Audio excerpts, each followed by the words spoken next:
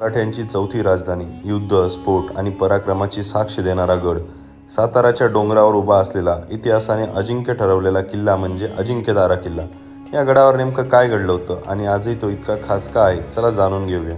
भारताच्या महाराष्ट्र राज्यात सातारा जिल्ह्यात वसलेला एक ऐतिहासिक आणि अभिमानास्पद किल्ला म्हणजे अजिंक्यतारा किल्ला. सप्तर्षी किंवा सातारचा किल्ला म्हणूनही ओळखला जाणारा हा गड सातारा शहराच्या अगदी पायथ्याशी उभा आहे.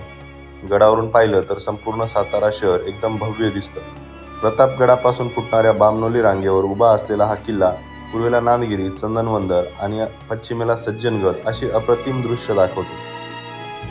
अजिंक्यतारा म्हणजे मराठ्यांची चौथी राजधानी. पहिली रायगड, दुसरी राजगड, त्यानंतर जिंजी आणि चौथी म्हणजे अजिंक्यतारा.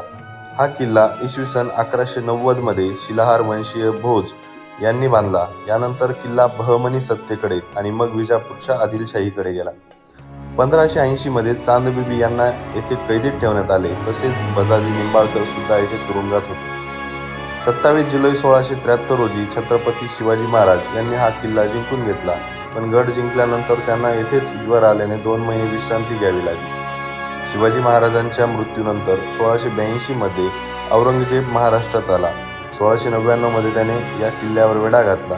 13 एप्रिल 1700 रोजी मुघलांनी सुरुंग लावून मंगळाईचा बुरुज उडवला.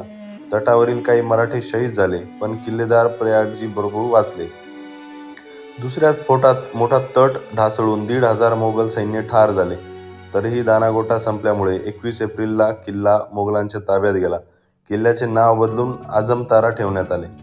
पुढे ताराराणींच्या सैन्याने किल्ला पुन्हा जिंकून घेतला आणि त्याचं नाव ठेवलं अजिंक्यतारा.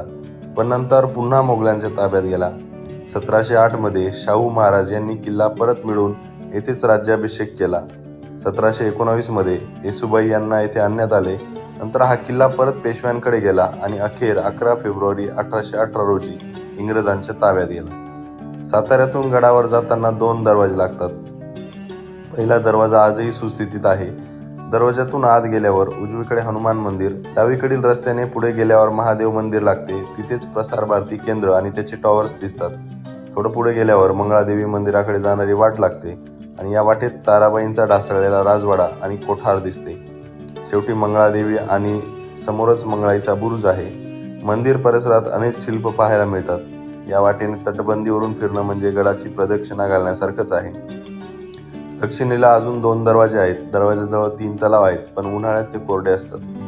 गडावरून यवतेश्वर पठार, चंदनवंदन, कल्याणगड, जरांडा आणि सज्जनगड दिसतात. संपूर्ण गड पाहण्यासाठी साधारणतः 1.5 तास लागतो. या ठिकाणी प्राचीन नाणे टंकसाळ सुद्धा आहे. हा आपण बघतोय तो नाणे टंकसाळ आहे आणि हे धान्याचे कोठार आहे. त्याच्यावरती सुंदर नक्षीकाम आणि आजही सुस्थितीत असलेले हे धान्याचं कोठार अगदी सुस्थितीत आहे.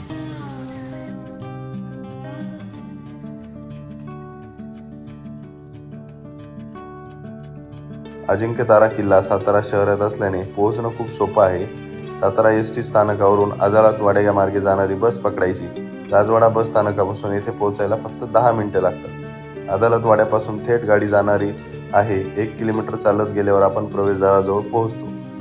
गाडी रस्ताही उपलब्ध आहे, ज्यामुळे थेट किल्ल्यापर्यंत जाता येतं. कोणत्याही मार्गाने गड गाठण्यासाठी साधारणतः 1 तास लागतो.